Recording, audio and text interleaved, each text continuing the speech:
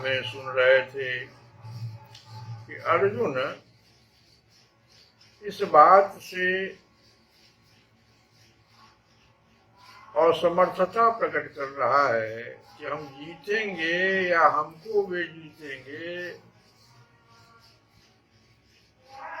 इसको वो समझ नहीं पा रहा है। जिनको हम मारकर जीना भी नहीं चाहते, वे ही हमारे आत्मीय धृतराष्ट्र के पुत्र मुकाबले में खड़े हैं। इन सब बातों से अर्जुन अपने कर्तव्य का निर्णय करने में अपनी असमर्थता प्रकट कर रहा है और वो भगवान की शरण ग्रहण करके, सबसे बड़ी खूबी क्या है कि असमर्थता प्रकट करने के बाद वो भगवान की शरण ग्रहण करता है और भगवान से पूछता है कि आप हमको अपना निश्चित कर्तव्य बतलाने के लिए, हे भगवान, हम आपसे प्रार्थना कर रहे हैं कि आप हमारा क्या निश्चित कर्तव्य है इसको बतलाए। कार्पण्य दोषोपहत स्वभाव पृच्छामि त्वां धर्म सम्मूढ़ चेताः यच्छ्रेयस्यान्निश्चितं ब्रूहि तन्मे शिष्यस्तेऽहं साधिमां त्वां प्रपन्नम्। कार्पण्य दोषोपहत स्वभावः, कायरता रूप दोष से उपहत हुए स्वभाव वाला, धर्म सम्मूढ़ चेता, धर्म के विषय में मोहित चित्त हुआ, मैं त्वाम आपसे पृच्छामि पूछता हूँ कि यत जो साधन निश्चितम निश्चित श्रेयः कल्याणकारक स्यात् हो, तत् वह मैं मेरे लिए ब्रूहि कहिए, क्योंकि अहम ते शिष्य, मैं आपका शिष्य हूँ, इसलिए त्वाम प्रपन्नम माम साधि, आपके शरण हुए मुझको शिक्षा दीजिए।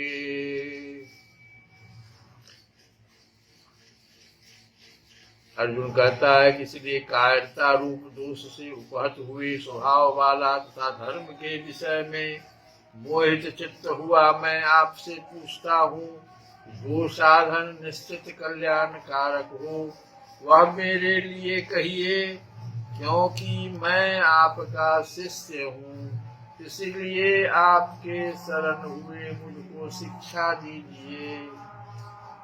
ये बहुत बड़ी बात है, भगवान का शरण ग्रहण करता है। तो यहाँ पर वो कार्पण्य दोष क्या होता है, इसको हम लोग सिर्फ आज समझेंगे कथा में, फिर इस श्लोक को कल भी समझने की कोशिश करेंगे।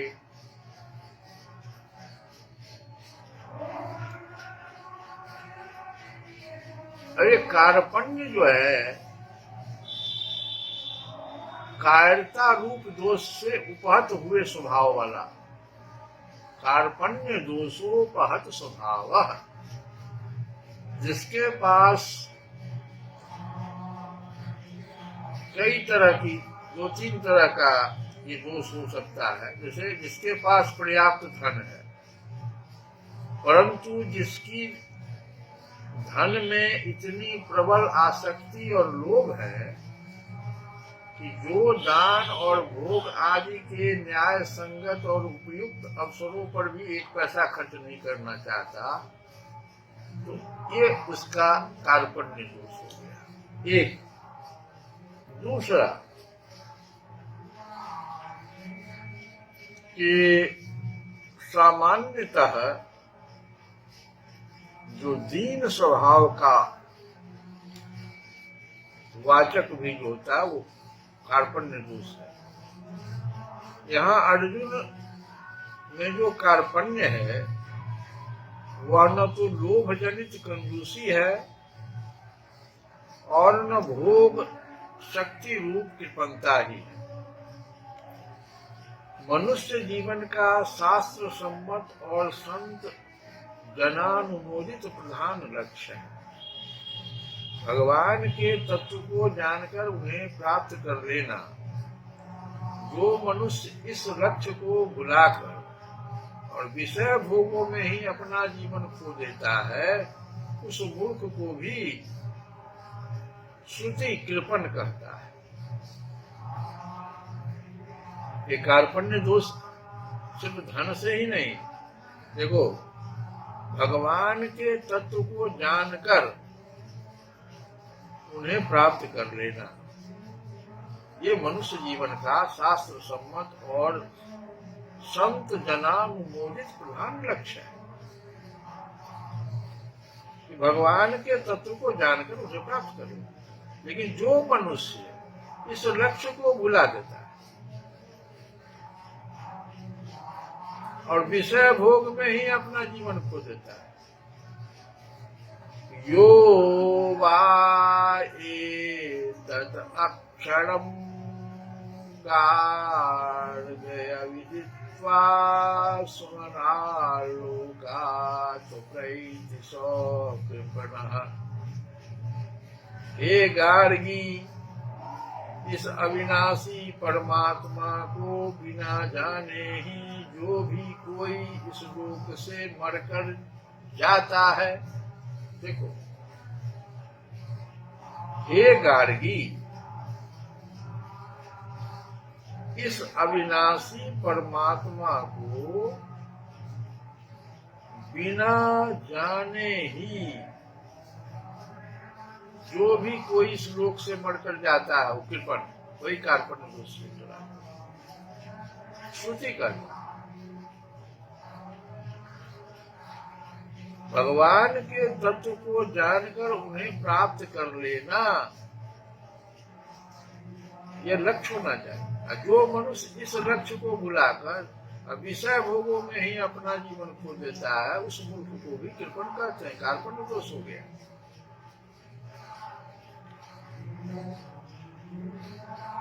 भगवान ने भी भोग ऐश्वर्य में आसक्त फल की वासना वाले मनुष्य को कृपण कहा है। कृपणा फल हेतवः,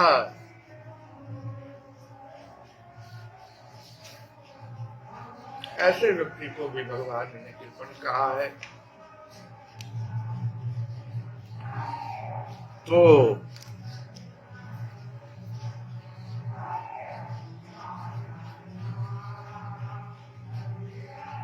यहाँ अर्जुन में जो कार्पण्य है वह न तो लोभ जनित कंजूसी है और न भोग शक्ति रूप कृपणता ही, क्योंकि अर्जुन स्वभाव से ही अत्यंत उदार, दानी एवं इंद्रिय विजयी पुरुष है। यहाँ भी वो कहा है कि मुझे अपने लिए विजय, राज्य या सुख की आकांक्षा नहीं है।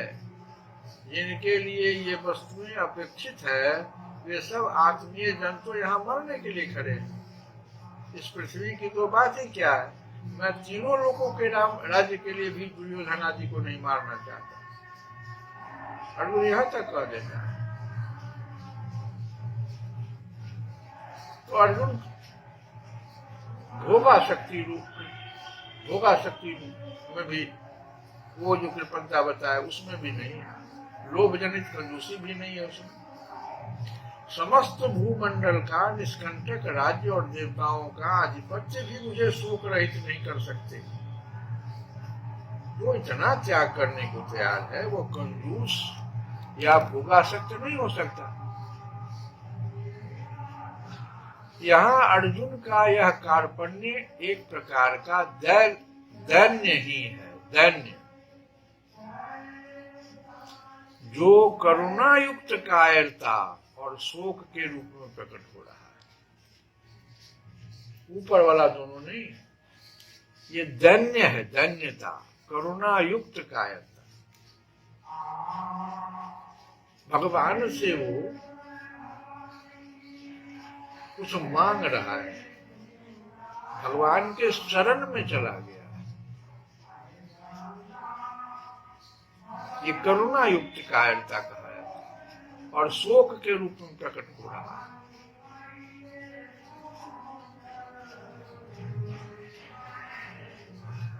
अर्जुन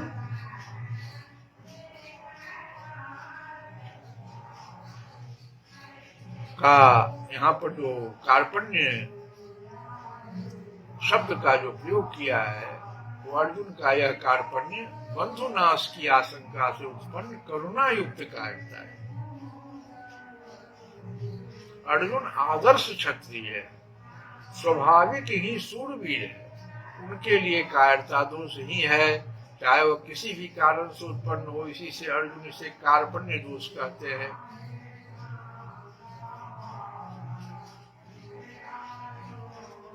और इस कार्पण्य दोष के कारण अर्जुन का अतुलनीय शौर्य है, वीर्य है, धैर्य है, चातुर्य है, साहस है, पराक्रम है, सब से संपन्न क्षत्रिय स्वभाव नष्ट सा हो गया है। इसी से उसके अंग शिथिल हो रहे हैं, मुख सूख रहा है, अंग कांप रहा है, शरीर में जलन हो रहा है और मन भ्रमित सा हो रहा है। करुणा युक्त कायरता के आवेश से अर्जुन अपने में इन स्वभाव विरुद्ध लक्षणों को देखकर कहते हैं कि मैं कार्पण्य दोष से उपहत स्वभाव हो गया हूँ। और यह हम लोगों के साथ भी हो जाता है। हम लोगों में जो ऊपर के जो गुण है अर्जुन में, धैर्य है, शौर्य है, वीर्य, चातुर्य, साहस, सब कुछ है, लेकिन जो इस प्रकार का कभी कभी ऐसा करुणा युक्त कायरता हो जाता है।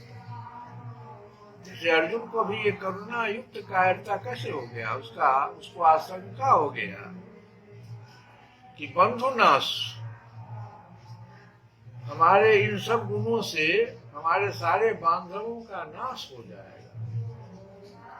इसीलिए वो शिथिल हो गया, उसके अंग शिथिल हो गए, मुख सूख रहा है, अंग कांप रहा है, शरीर में जलन हो रहा है, मन भ्रमित हो गया है। भगवान यहाँ पर सावधान करना चाहते हैं। यह जो कायरता, कार्पण्य दोष है, करुणा युक्त, ये नहीं होना चाहिए, ये नीचे गिरा देता है। आज तुलसी बाबा का विनय पत्रिका से एक भजन, रघुपति भगति करत कठिनाई, रघुपति भगति करत कठिनाई, कहत सुगम पार ज्ञान सोई जेहि मन आई, रघुपति भगति करत कठिनाई, रघुपति भगति करत कठिनाई।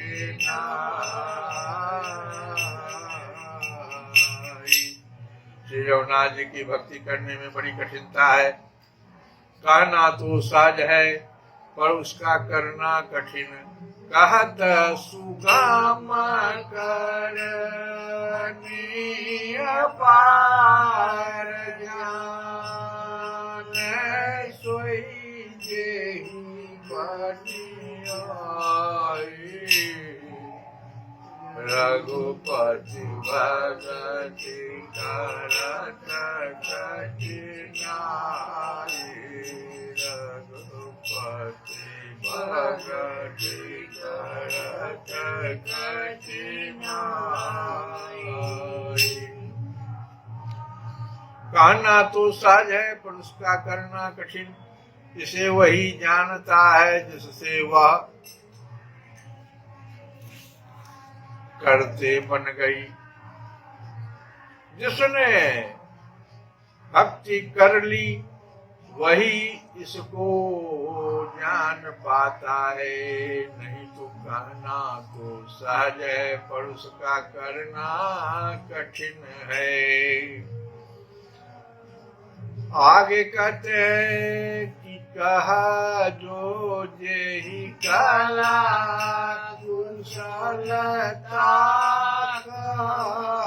सोई सुलभ सदा सुखकारी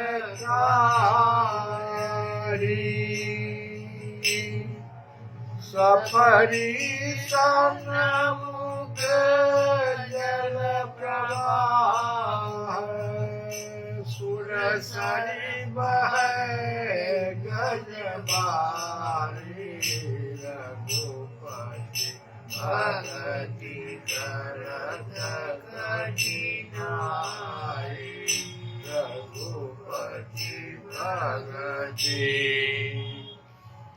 कहते हैं कि जो जिस कला में चतुर है उसी के लिए वह सरल और सदा सुख देने वाली है। जैसे छोटी सी मछली तो गंगा जी की धारा के सामने चली जाती है, पर बड़ा भारी हाथी बह जाता है, क्योंकि मछली की तरह उसमें तैरना नहीं जानता है। बहुत सुंदर बात। कहना तो सहज है पर उसका करना कठिन। इसे वही जानता है जिससे वह करते बन गई। जैसे मछली का उदाहरण दिया कि जो जिस कला में चतुर है उसी के लिए वह सरल और सदा सुख देने वाली है। हाथी बह जाता है गंगा जी में, गंगा जी की धारा में, लेकिन मछली तो बहुत आसानी से तैरना जानती है, निकल जाती है। आगे कहते हैं कि जो सरगरा मिले सिकता मह, जो सरगरा मिले सिकता मह, बलते ना को बिल गावे, अति रसज्ञ सूक्ष्म पिपीका, बिनु प्रयास ही पावे, रघुपति भगति करत कठिनाई, रघुपति भगति। जैसे यदि धूल में चीनी मिल जाए तो उसे कोई भी जोर लगाकर अलग नहीं कर सकता, किंतु उसके रस को जानने वाली एक छोटी सी चींटी उसे अनायास ही अलग करके पा जाती है। बहुत सुंदर बात। जो सर कराए मिले सिकता मह, बलते ना को बिल गावे, अति रसज्ञ सूक्ष्म पिपीका, अबिनु प्रयास ही पावे, रघुपति भगति करत कठिनाई, रघुपति भगति। श्री राम जय राम जय जय राम, श्री राम जय राम जय जय राम, श्री राम जय राम जय जय राम, श्री राम जय राम जय जय राम, श्री राम जय राम जय जय राम, श्री राम जय राम जय जय राम, श्री राम जय राम जय जय राम, श्री राम जय राम जय जय राम, श्री राम जय राम जय जय राम, श्री राम जय राम जय जय राम। हम लोग गीता में अर्जुन के द्वारा भगवान को गुरु मानने की इच्छा व्यक्त करना और शरणागति लेना, इन दो बातों पर चर्चा कर रहे हैं। अर्जुन कह रहा है कि कार्पण्य दोष उपहत स्वभाव पृच्छामि त्वाम धर्म सम्मूढ़ चेता यत श्रेयः स्यात् निश्चितं ब्रूहि तत् मे शिष्यः ते अहं साधिमां त्वां प्रपन्नम्।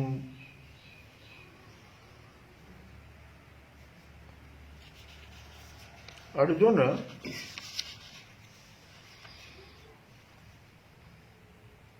कुछ उलझन में फंसा हुआ है, ऐसा लगता है इस श्लोक के पढ़ने से। और ये भौतिक जगत का उलझन है जो प्रत्येक व्यक्ति को आता है। और किसको आता है? भौतिक उलझनों में कौन सा व्यक्ति पड़ता है? वह जो जीवन की समस्याओं को नहीं समझता। कल भी हम बताए थे कि बृहदारण्यक उपनिषद में जो व्याकुल या व्यग्र मनुष्य का वर्णन आया है।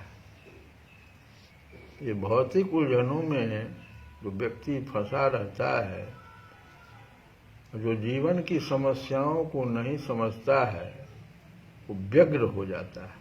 वैसा मनुष्य व्यग्रा व्याकुल हो जाता है। और इसका वर्णन जो है बृहदारण्यक उपनिषद में इस प्रकार से आया है कि यो वा एतत् अक्षरम गार्ग्यम विदित्वा स्मार्लोकात् प्रैति सह कृपणः। कृपण वह है, कार्पण्य दोष कृपण, तो कृपण वह है जो समस्त जीवन की समस्याओं को हल नहीं करता और आत्म साक्षात्कार के विज्ञान को समझे बिना कूकर सूकर की भांति इस संसार को त्याग कर चला जाता है। जीवन तो बहुत मूल्यवान है, लेकिन ऐसे जो व्यग्र मनुष्य सब हैं, व्याकुल हैं, वो मानव जीवन की समस्याओं को हल नहीं करते और आत्म साक्षात्कार के विज्ञान को समझे बिना। और आत्म साक्षात्कार का विज्ञान कौन समझावेगा? कोई समर्थ गुरु। किसी को जीवन में हम गुरु माने तब ना। कुछ लोगों को जो संसार में भारी विद्वान भी हैं लेकिन मूर्ख हैं, कहते हैं क्या कि भगवान जो हैं मनुष्य रूप कृष्ण की नहीं बल्कि अजन्मा कृष्ण को हम उनकी शरण ग्रहण करते हैं। हम मनुष्य रूप में जो कृष्ण है, अर्जुन तो भगवान मनुष्य रूप में वहां पर हैं, उनके शरण ग्रहण करने की चर्चा करा। बल्कि या तो यह समझना आवश्यक है कि अर्जुन तो बराबरी का मित्र था, साथ साथ उठता था, साथ साथ खाता था, पीता था, बैठता था, बातचीत करता था। इतना ही नहीं, भगवान को सारथी मान करके आदेश दे दिया कि बीच युद्ध भूमि में आप हमारा रथ लेके चलिए। यह भी कहता कि जहां आप अच्छा मेरे लिए समझते हैं वहां रथ को ले चलिए। ऐसा नहीं कह रहा, आदेश दे रहा। और अभी क्या हो गया? ऐसी क्या बात हो गई कि वह कार्पण्य दोष से युक्त होकर के और भगवान के शरण की ग्रहण करने की बात तक कर रहा है। मैं आपका शिष्य हूं, यहां तक कहता है कि तत् मे शिष्यः ते अहम, मैं आपका शिष्य हूं। और इतना ही नहीं,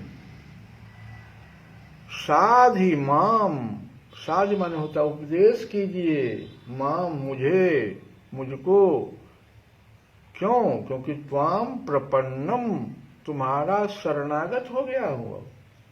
दो बातें और कर दिया। तो जीवन में जब उलझन आवे तो ऐसा नहीं समझना चाहिए कि अजन्मा कृष्ण ही कोई आकर के हमारे उलझन को दूर करेगा। अगर आपको ऐसा समझ में आता है कि कोई कृष्ण है, गुरु है, तो उसकी बात को हम तभी मानेंगे जब हम प्रपन्नम होंगे, शरणागत होंगे। शरणागत हुआ व्यक्ति फिर कुछ अपनी बात नहीं रख पाता। हालांकि अर्जुन अभी शरणागत हुआ नहीं है, शरणागत तो होगा बहुत आगे जाके, भगवान बहुत श्लोकों में समझाएंगे, तब जाकर के वो कहेगा कि मैं आपके शरण में अब आ गया प्रभु। लेकिन अभी वो कह रहा है कि शरणागत हैं। तो कल तो हम लोग कार्पण्य दोष को समझे थे। अब अर्जुन यहां पर धर्म सम्मूढ़ चेता भी कह रहा है।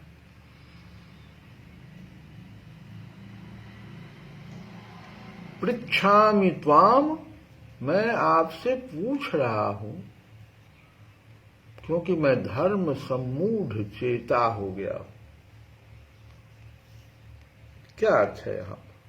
धर्म अधर्म या कर्तव्य अकर्तव्य का यथार्थ निर्णय करने में जिसका अंतःकरण सर्वथा असमर्थ हो गया है, उसे ही धर्म सम्मूढ़ चेता कहते हैं। धर्म अधर्म, और ये प्रत्येक मानव के जीवन में ऐसा आता है। धर्म अधर्म नहीं समझ पाता है। कर्तव्य अकर्तव्य का यथार्थ निर्णय करने में जिसका अंतःकरण, अंतःकरण में चार चीज है, मन बुद्धि चित्त अहंकार, जिसका अंतःकरण सर्वथा समर्थ हो गया हो। अर्जुन का चित्त इस समय भयानक धर्म संकट में पड़ा है। कौन सा धर्म संकट है उसके पास? एक ओर तो उसको क्षत्रिय धर्म की याद आती है, प्रजापालन, छात्र धर्म, स्वत्व संरक्षण आदि की दृष्टि से युद्ध को धर्म समझकर उसमें लगना उचित समझता है। और दूसरी ओर उसके चित्त की वर्तमान कार्पण्य वृत्ति, कार्पण्य वृत्ति, करुणा युक्त दोष जो हो गया है, ये कार्पण्य वृत्ति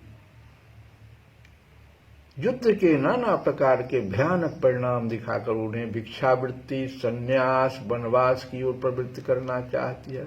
चित्त इतना करुणाविष्ट हो गया है कि वह बुद्धि को किसी निर्णय पर पहुंचने ही नहीं देता। बताया ना, अंतःकरण में ही मन बुद्धि चित्त अहंकार, चित्त की वो स्थिति है और बुद्धि की स्थिति में चला गया, कोई निर्णय करने में वो एकदम असक्षम हो गया, अपने को किंग कर्तव्य विमूढ़ हो गया। इसीलिए यहां पर वह कहता है धर्म सम्मूढ़ चेता।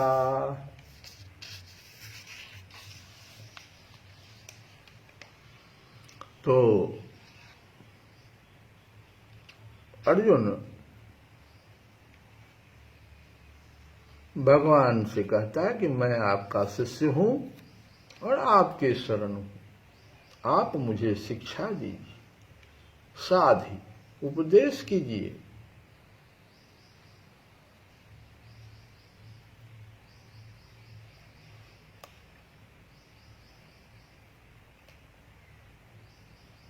मैं केवल शिष्य ही नहीं हूं, हे भगवान,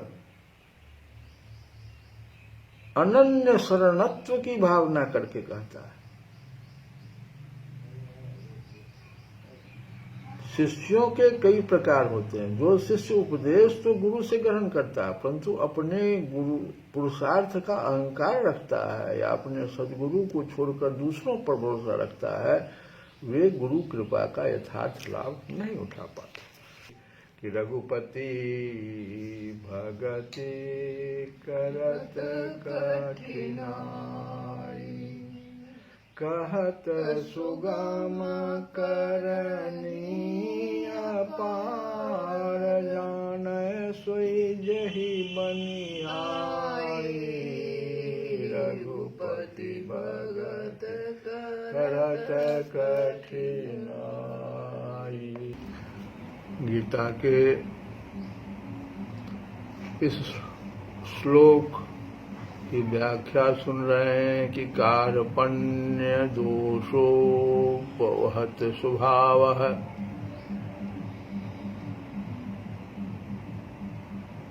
कायरता रूप दोष से तिरस्कृत स्वभाव वाला, धर्म सम्मूढ़ चेता, धर्म के विषय में मोहित अंतःकरण वाला। दो बात हो गया, कायरता रूप दोष से तिरस्कृत स्वभाव वाला और धर्म के विषय में मोहित अंतःकरण वाला। अर्जुन कहता मैं, ये दोनों अवगुण मुझ में आ गए तो मैं त्वाम आपसे पृच्छामि पूछता, भगवान से कह रहा है कि मैं आपसे पूछ रहा हूं किस अवस्था में, कि कायरता रूप दोष से तिरस्कृत स्वभाव वाला और धर्म के विषय में मोहित अंतःकरण वाला मैं आपसे पूछ रहा हूं। क्या पूछ रहा हूं कि यत निश्चितम श्रेयः, जो निश्चित कल्याण करने वाली हो, तत्व में ब्रूहि, वह मुझे मेरे लिए कहिए। अहम ते शिष्यः, मैं आपका शिष्य हूँ, और त्वाम प्रपन्नम माम साधि, आपके शरण हुए मुझे शिक्षा दीजिए। तो चार बात अर्जुन बोल रहा है। पहली बात कि कार्पण्य दोषो धर्म सम्मूढ़ चेताः, दूसरी बात कह रहा है कि यत श्रेयः स्यात् निश्चितम ब्रूहि तन्मे, और तीसरी बात कि शिष्यः ते अहम्, और चौथी बात कि साधि माम त्वाम प्रपन्नम। चार बातें।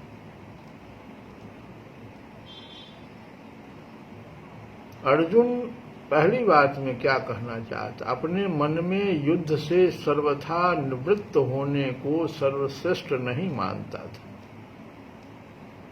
लेकिन पाप से बचने के लिए उनको युद्ध से उपराम होने के सिवाय दूसरा कोई उपाय भी नहीं दिखता था,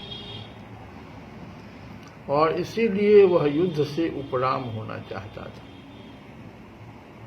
और उपराम होने को गुण मानता था। वो इसको कायरता रूप दोष नहीं समझता था।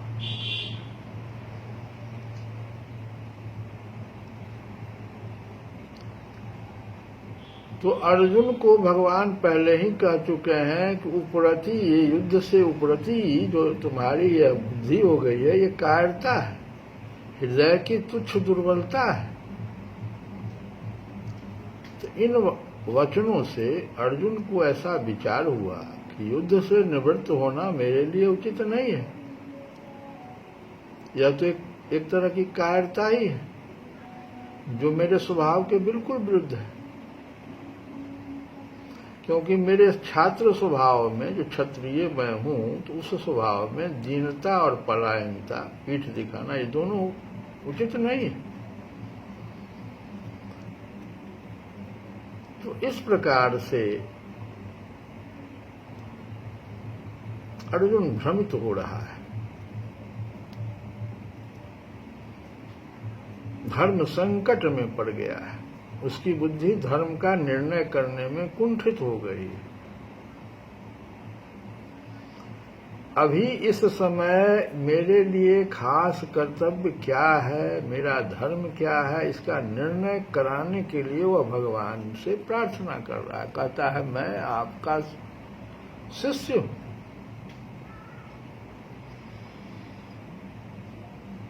जो निश्चित कल्याण करने वाली बात हो, यत निश्चितम श्रेयः, वह बात मैं आपसे पूछ रहा हूं।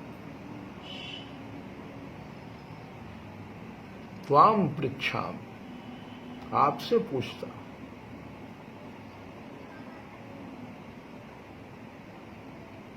अर्जुन के हृदय में हलचल, विषाद होने से और अब यहाँ अपने कल्याण की बात पूछने से यह सिद्ध होता है कि मनुष्य जिस स्थिति में स्थित है उसी स्थिति में वह संतोष करता रहता है, तो उसके भीतर अपने असली उद्देश्य की जागृति नहीं होती। वास्तविक उद्देश्य कल्याण की जागृति तभी होती है जब मनुष्य अपनी वर्तमान स्थिति से असंतुष्ट हो जाए, उस स्थिति में रह न सके, तब वह पूछता है। और जब वर्तमान स्थिति से वह संतुष्ट है तो किसी से क्यों पूछेगा। और आगे कहता है कि चूंकि अपने कल्याण की बात पूछने पर अर्जुन के मन में यह भाव पैदा हुआ कि कल्याण की बात तो गुरु से पूछी जाती है, सारथी से नहीं। इस बात को लेकर अर्जुन के मन में जो रथीपन का भाव था, जिसके कारण वो भगवान को आज्ञा दे रहा था कि हे अच्युत, मेरे रथ को दोनों सेनाओं के बीच में खड़ा कीजिए, वह भाव मिट जाता है और अपने कल्याण की बात पूछने के लिए अर्जुन भगवान के शिष्य हो जाता है और कहता है कि महाराज, मैं आपका शिष्य हूं। अहम ते शिष्यः, मैं आपका शिष्य हूं। शिक्षा लेने का पात्र हूं। आप मेरे कल्याण की बात कहिए। यत निश्चितम श्रेयः, और अंत में यहां तक कह देता है कि साधि माम त्वाम प्रपन्नम। गुरु तो उपदेश दे देंगे, जिस मार्ग का ज्ञान नहीं है उसका ज्ञान करा देंगे, पूरा प्रकाश दे देंगे, पूरी बात बता देंगे, पर मार्ग पर तो स्वयं शिष्य को ही चलना पड़ेगा। अपना कल्याण तो शिष्य को ही करना पड़ेगा। और अर्जुन कहता है मैं तो ऐसा नहीं चाहता कि भगवान उपदेश दे और मैं उसका अनुष्ठान करूं, क्योंकि उससे मेरा काम नहीं चलेगा। तो अपने कल्याण की जिम्मेवारी मैं अपने पर क्यों रखूं, गुरु पर ही क्यों न छोड़ दूं। तो इस भाव के आने के कारण अर्जुन कहता है कि मैं आपके शरण हूं। त्वाम प्रपन्नम, आपके शरण हुए। मां, मुझे साधी शिक्षा दी। मैं आपके शरण हूं, मेरे को शिक्षा दी। यहां अर्जुन त्वाम प्रपन्नम, इस बात से अर्जुन स्पष्ट कर देना चाहता है कि मेरे को शिक्षा दीजिए। यह कहना नहीं बनता, क्योंकि सर्वथा शरण होने पर शिष्य का अपना कोई कर्तव्य रहता ही नहीं, सब कुछ गुरु ही कर देता है।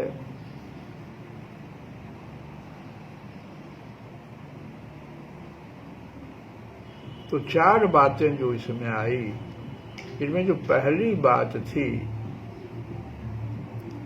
तो अगर विचार किया जाए तो पहली बात में मनुष्य जिससे पूछता है वह कहने में अथवा न कहने में स्वतंत्र होता है। पहली बात जो उसने कहा कि कार्पण्य दोषो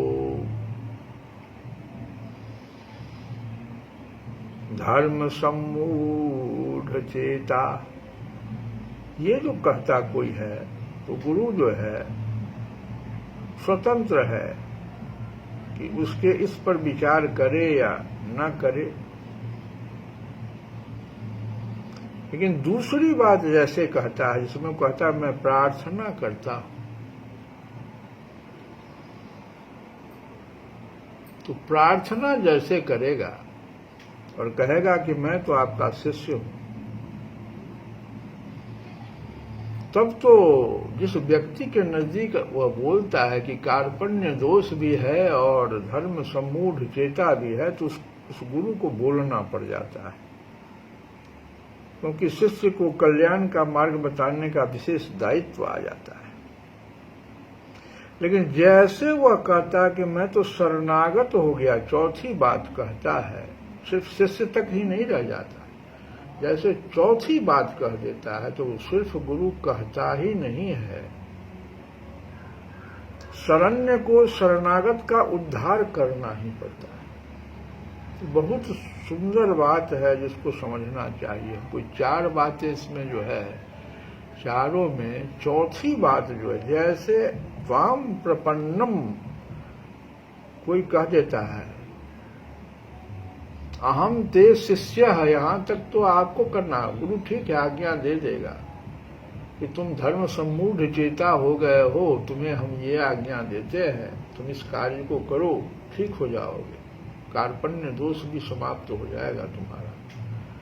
लेकिन फिर उसको करना पड़ेगा, शिष्य को करना पड़ेगा। लेकिन जैसे वह कहता है कि त्वाम प्रपन्नम, मैं शरण में आ गया, शरणागत हो गया, तो उस शरण्य को, शरणागत का उद्धार करना ही गुरु को पड़ता है, अर्थात उसके उद्धार का उद्योग स्वयं शरण्य को करना पड़ता है। ये जो चौथी बात है, ये बहुत महत्व की बात है। अब जो भजन गा रहे हैं तुलसी बाबा का कि रघुपति भगति करत कठिनाई, रघुपति भगति करत कठिनाई,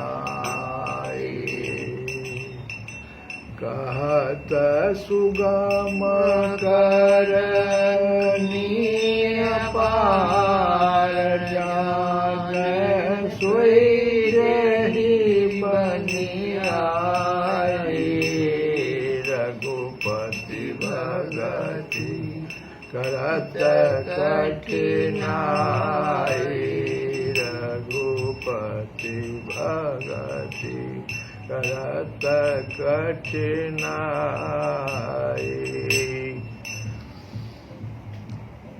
आगे कहते हैं कि अतिश्रय सकल देश निज उदर मेरी, सकल देश निज उदर मेरी, सोए निद्रा तज जोगी, सोई हरि पद अनुभव परम सुख, अतिशय द्वैत वियोगी, रघुपति भगति करत कठिनाई, रघुपति भगति करत कठिनाई।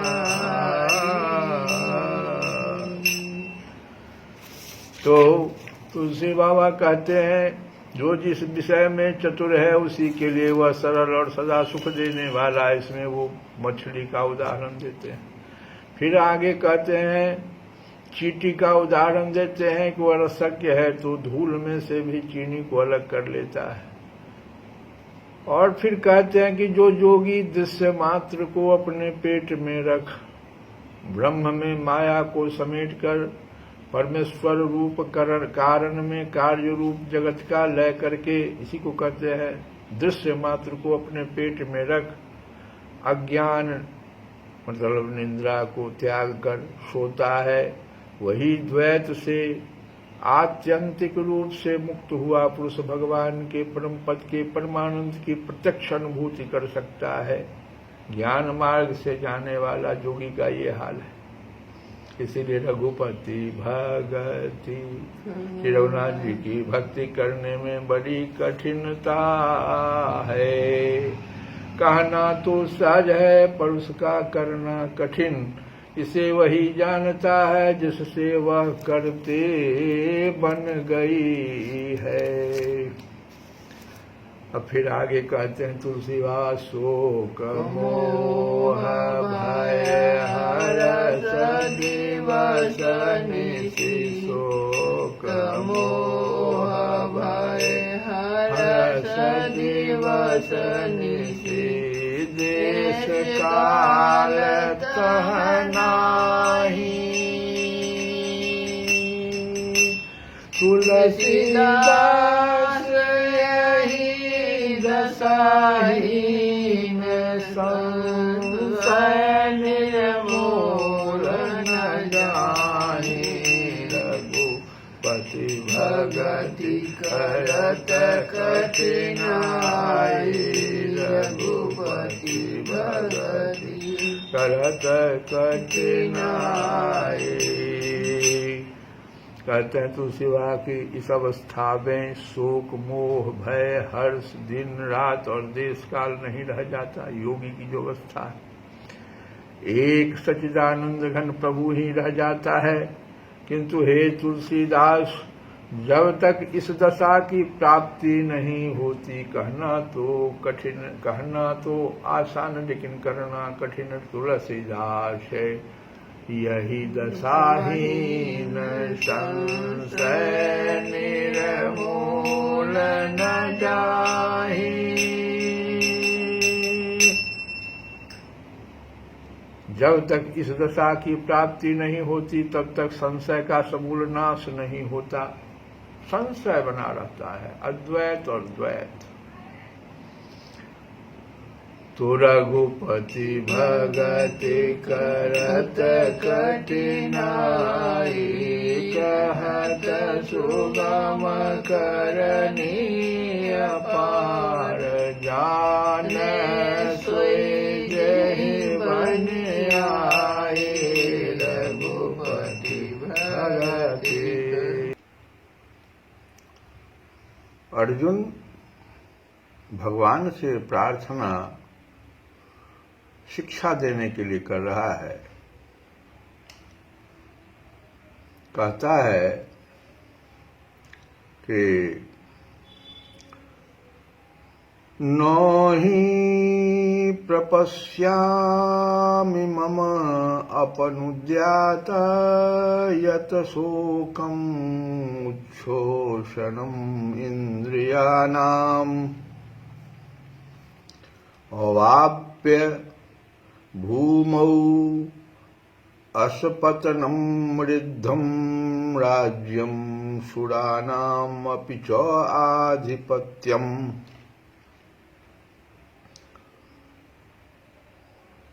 क्योंकि भूमि में निष्कंटक धन धान्य संपन्न राज्य को और देवताओं के स्वामी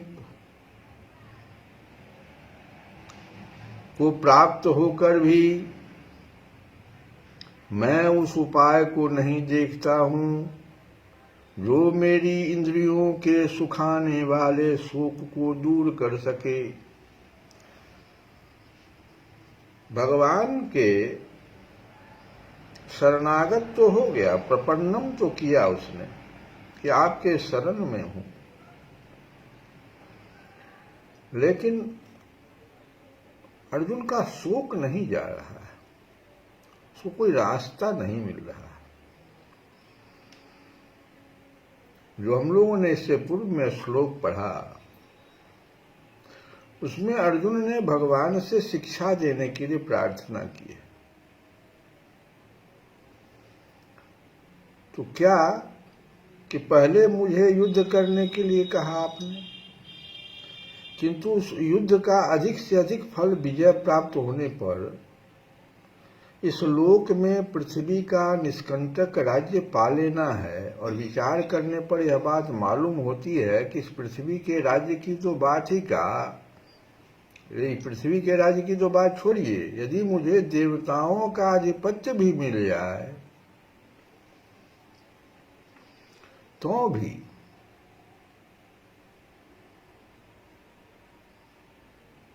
तो वह भी मेरे इस इंद्रियों को जो शोक अभी सुखा देने वाला शोक है वो दूर करने में समर्थ नहीं होगा। इसलिए मुझे कोई ऐसा निश्चित उपाय बतलाइए जो मेरी इंद्रियों को सुखाने वाले शोक को दूर करके मुझे सदा के लिए सुखी बना दे।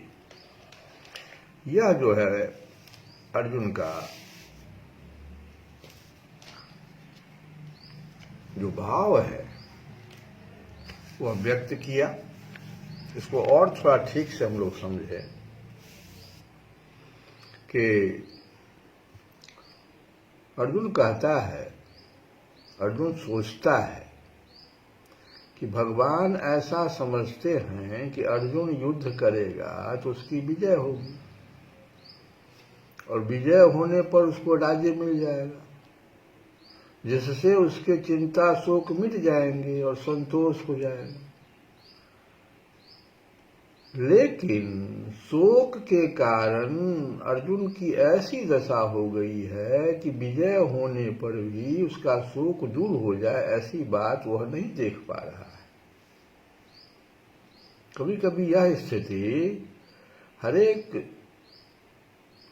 मानव के, चाहे बहुत तो क्यों न बहुत शिक्षित अपने को मानता हो, उसके जीवन में आती है। ऐसा ओवाप्य भूमौ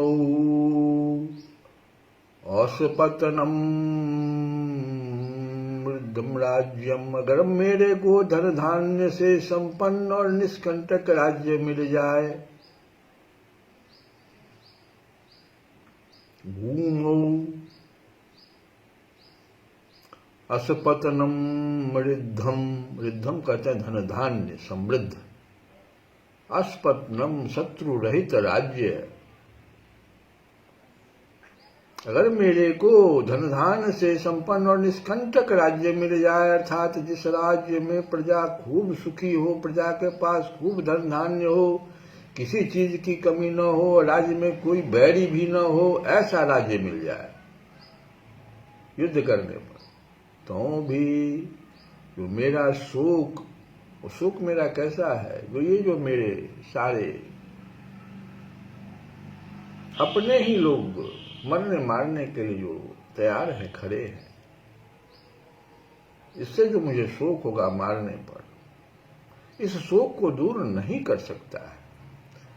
सुरानाम अपि चाधिपत्यम, इस पृथ्वी के तुच्छ भोगों वाले राज्य की तो बात ही क्या, सुरा नाम, इंद्र का दिव्य भोगों वाला राज्य भी मिल जाए, सुरा नाम अपि च आधिपत्यम, इंद्र का दिव्य भोगों वाला राज्य भी मिल जाए, तो भी मेरा शोक जलन चिंता दूर नहीं हो सकता। अर्जुन इससे पहले भगवान से कह चुका है कि मैं न विजय चाहता हूं, न राज्य चाहता हूं, न सुख चाहता हूं, क्योंकि उस राज्य से क्या होगा, उन भोगों से क्या होगा, उस जीने से क्या होगा जिसके लिए हम राज्य भोग एवं सुख चाहते हुए ही मरने के लिए सामने खड़े, ये बोल चुका है।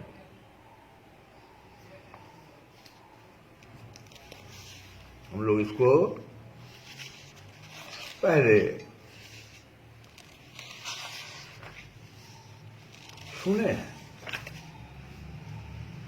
तो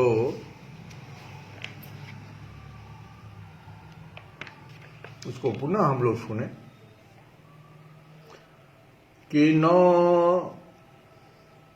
कांक्षे विजयम कृष्ण न च राज्यम सुखानि च, किम नो राज्येन गोविंद किम भोगैर्जीवितेन वा।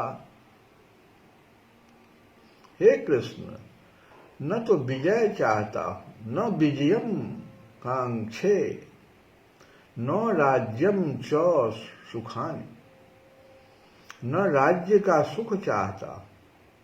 हे गोविंद, न राज्येन किम भोगई, हम लोगों को राज्य से क्या लाभ, भोगों से क्या लाभ, या जीवितेन किम, जीने से भी क्या लाभ। और अगले श्लोक में कहता है कि जिनके लिए हमारी राज्य भोग और सुख की इच्छा है, वे सब अपने प्राणों की और धन की आशा का त्याग करके युद्ध में खड़े हैं। प्राणांच धनानि त्यक्त्वा युद्धे अवस्थिता। ये सब छोड़ करके देखिए युद्ध के लिए खड़े हैं। ये अर्जुन कह चुका है।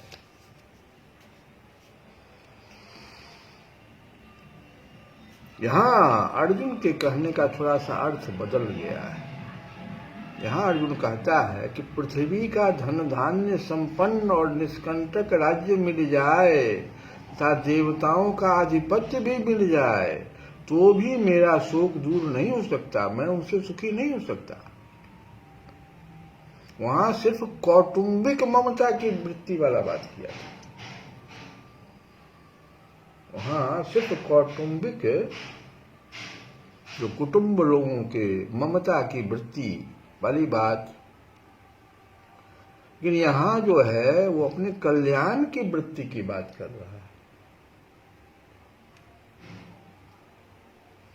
और फिर कहता है न ही प्रपश्यामि, जब कुटुंबियों के मरने की आशंका से ही मेरे को इतना शोक हो रहा है,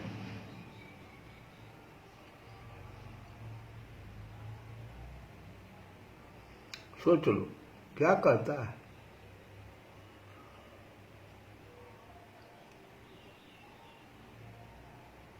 मम यत शोकम, तब उनके मरने पर मेरे को कितना शोक होगा।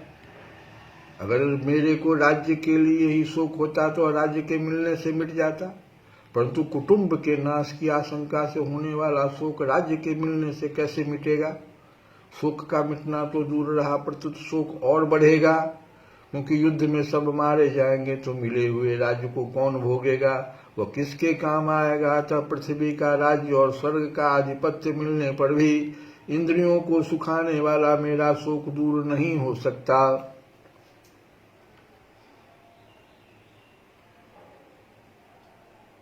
इंद्रियानाम उच्छोषणम, इंद्रियों को सुखाने वाला, मम यत शोकम, मेरा जो शोक है ये नहीं दूर हो पाएगा, ऐसा अर्जुन को शंका हो गया है। और इसलिए अर्जुन भगवान को अब इसी जगह ऐसी स्थिति में, जो जीव का जो यह स्थिति आता है, वो सब कहता है कि हम आपके शरणागति में भी, ऐसा भी तो नहीं कहता है कि हम आपकी बात नहीं मानेंगे। जीव को ऐसे समय में गुरु की आवश्यकता है, जो उसके इस शोक को समझ सके। भगवान चैतन्य ने भी कहा है कि कोई व्यक्ति चाहे वह विप्र हो, वैदिक ज्ञान में दक्ष, उसको विप्र कहते हैं, या निम्न जाति में जन्मा शूद्र हो, कीवा विप्र कीवा न्यासी, शूद्र के ने नया, एई कृष्ण तत्ववेत्ता सेई गुरु है। बहुत अच्छी बात है, इसको समझिए। शोक को कौन दूर करेगा। ये जो उलझन आ गया, उसको कृष्ण जैसे आध्यात्मिक गुरु की सहायता के बिना हल कर पाना संभव लग रहा था। इसीलिए वो कह रहा हम शरणागत है आपके। शैक्षिक ज्ञान, विद्वता, उच्च पद, ये सब जीवन की समस्याओं का हल करने में व्यर्थ है।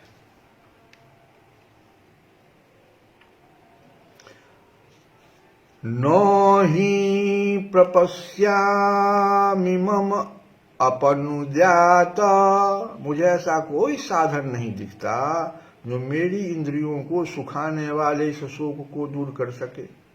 स्पष्ट अर्जुन कह रहा, कोई साधन ही नहीं दिखाई पड़ता है। अब यहां गुरु की जरूरत है। अपना साधन समाप्त हो गया, हम आपके शरणागति में हैं, मेरे पास कोई साधन नहीं।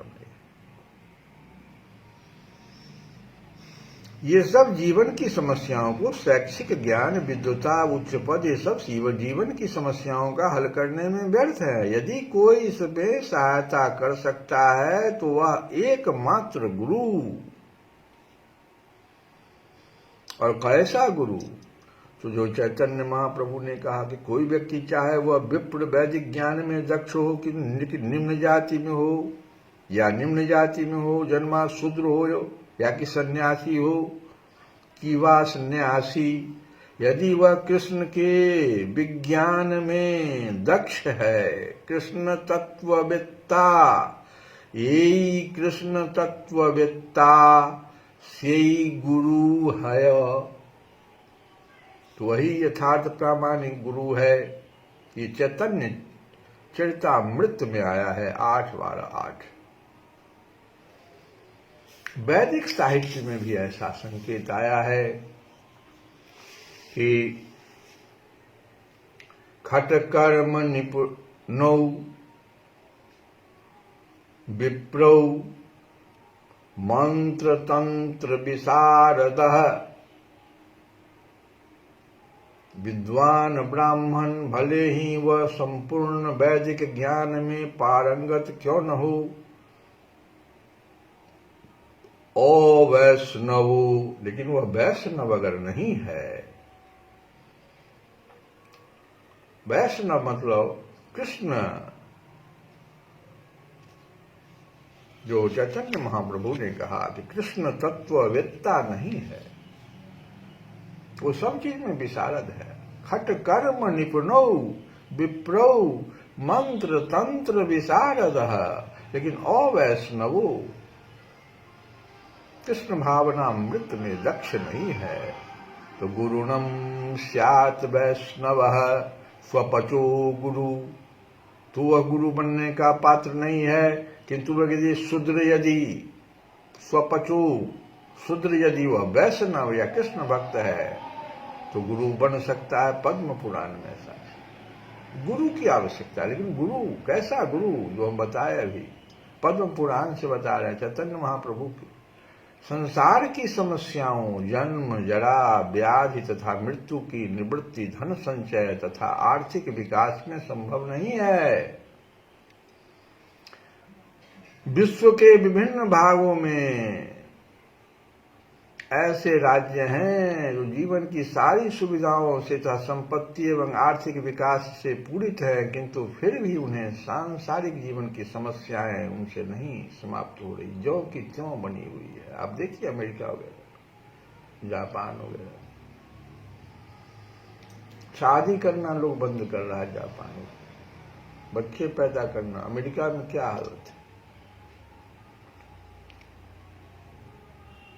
आर्थिक विकास से पूरित है, सारी सुविधाओं संपत्ति, लेकिन सांसारिक जीवन की समस्याएं ज्यों की त्यों बनी हुई है। वे विभिन्न साधनों से शांति खोजते हैं। जब तक प्रामाणिक गुरु नहीं मिलेगा तब तक आप जो है अपने शोक को, शांति तो नहीं मिलेगी, शोक भी नहीं आप हटा सकते। अतः गीता हमें यही कह रही है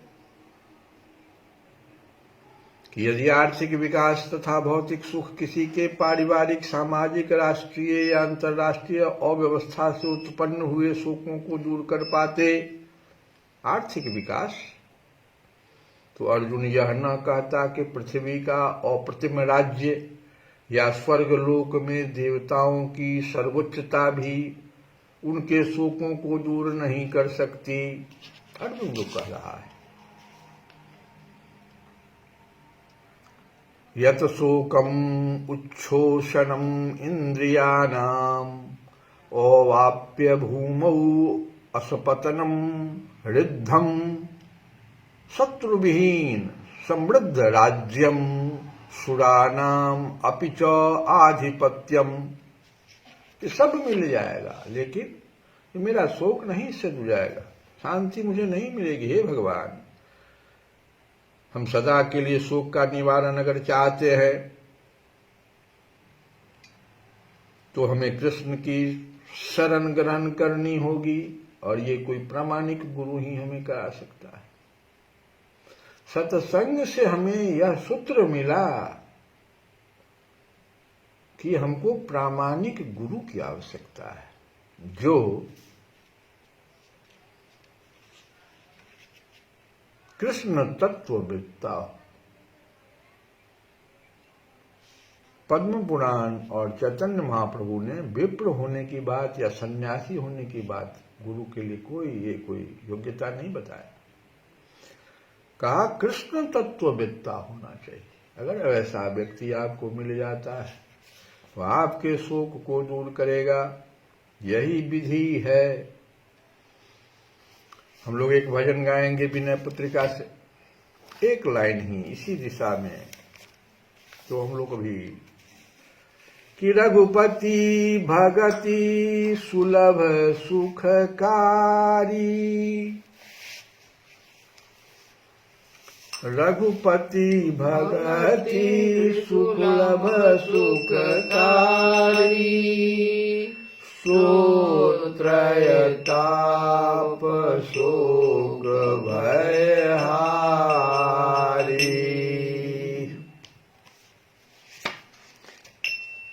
कहते हैं कि रघुपति का, श्री रघुनाथ जी की भक्ति सुलभ और सुखदायिनी है। वह संसार के तीनों ताप शोक और भय को हरने वाले हैं। रघुपति भगति सुलभ सुखकारी, सोत्रय ताप शोक भय हारी। और वो मिलेगा कैसे? बिनु सतसंग भगति नहीं होई।